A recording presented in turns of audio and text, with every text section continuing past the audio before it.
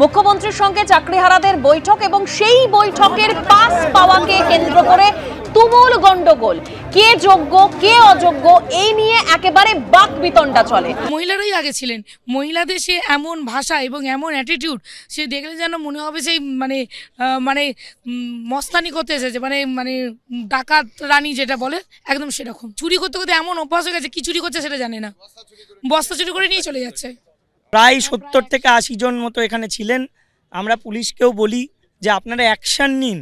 আমাদের তো ইনস্ট্রাকশন আছে যে যোগ্যরাই থাকবে, অযোগ্যরা কেউ থাকবে না। এখন আমরা তো আর হাতাহাতি করে মারপিট করে আটকাবো না, আটকাবে তো প্রশাসন। আমাদের কাছে খবর আছে যে অযোগ্যরা অনেক সংখ্যায় নেতাজি ইন্ডোর স্টেডিয়ামের ওখানে আসবে। তারা একটা বিশৃঙ্খলা তৈরি করবে যে তাদেরকেও ঢুকতে দিতে হবে। ঝামেলাটা আলটিমেটলি কী হবে আমাদের সাথেই বাঁধবে, কারণ রাগ আমাদের তাদের ওপর। আর আমরা ঝামেলা জড়িয়ে পড়ি এটাই হয়তো চাইছে।